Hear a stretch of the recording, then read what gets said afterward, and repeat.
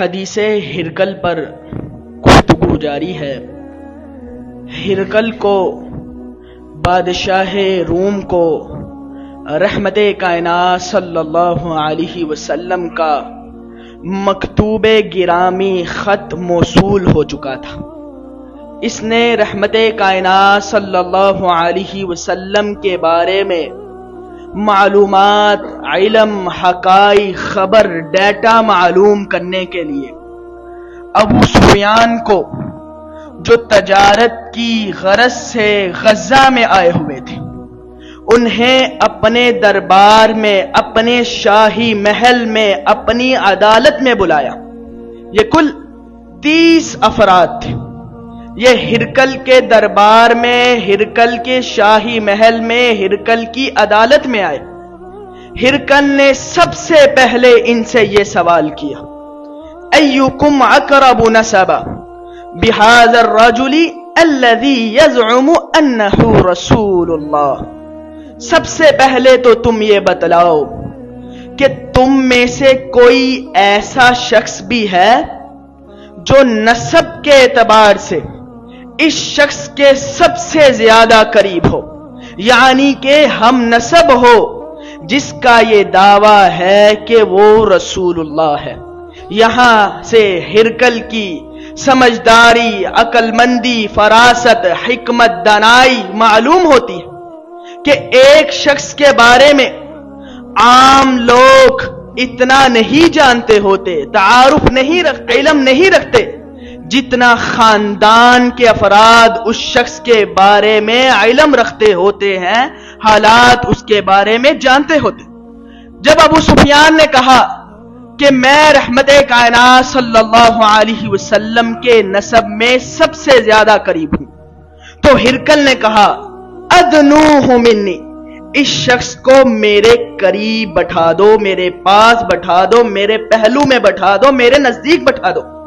قریب بٹھانے سے ہرقل کی، بادشاہ روم کی شدت حرص کا اظہار ہوتا ہے، کیونکہ وہ رحمت کائنات صلی اللہ علیہ وسلم کے خط سے مرعوب و مبہوت ہو چکا تھا، بلکہ اس نے اس حقیقت کا برملا اظہار، اقرار، اعتراف، انکشاف کر دیا تھا، لم ارا مثلہ، آج تک جتنے بھی خط میں نے دیکھے ہیں، سنے ہیں، پڑھے ہیں، آج تک میں نے ایسا خط نہ دیکھا ہے، نہ سنا ہے، نہ پڑھا۔ اسی لیے اس نے کہا کہ ابو سفیان کو میرے پاس بٹھاؤ، میرے قریب بٹھاؤ، میرے نزدیک بٹھاؤ، میرے پہلو میں بٹھاؤ۔ وَقَرِّبُوا أَصْحَابَهُ، اے سپاہیوں جو اس کے باقی ساتھی ہیں، دوست ہیں، باقی 29 افراد ہیں، باقی سپاہی ہیں، ان کو بھی اس کے قریب بٹھاؤ۔ وَلَكِنْ جَعَلُوهُمْ عِنْدَ ظَهْرِهِ، مگر یاد رکھنا ان 29 افراد کو، اس کے باقی دوستوں کو، اس کے باقی سپاہیوں کو اس کے پیچھے بٹھانا۔ یہاں سے بھی ہرقل کی سمجھداری، عقل مندی، فراست، حکمت، دانائی معلوم ہوتی ہے کہ ایک شخص جب جھوٹ بولتا ہے تو وہ اپنے باقی ساتھیوں کی طرف بھی دیکھتا ہے، انہیں اشارہ کرتا ہے کہ اگر میں جھوٹ بولوں تو تم بھی اس بات کا اقرار کر لینا، اعتراف کر لینا۔ اسی لیے ہرقل نے سب سے آگے ابو سفیان کو بٹھایا، باقیوں کو پیچھے بٹھایا۔ اگر ابو سفیان پیچھے مڑ کر دیکھے تو انہیں معلوم ہو جائے کہ ابو سفیان رحمت کائنات صلی اللہ علیہ وسلم پر جھوٹ بول رہا ہے۔ اسی لیے اس نے اپنے ترجمان سے کہا تھا فَإِن كَذِّبُونِي فَكَذِّبُوهُ، اگر ابو سفیان جھوٹ بولے تو تم مجھے فوراً بتا دینا۔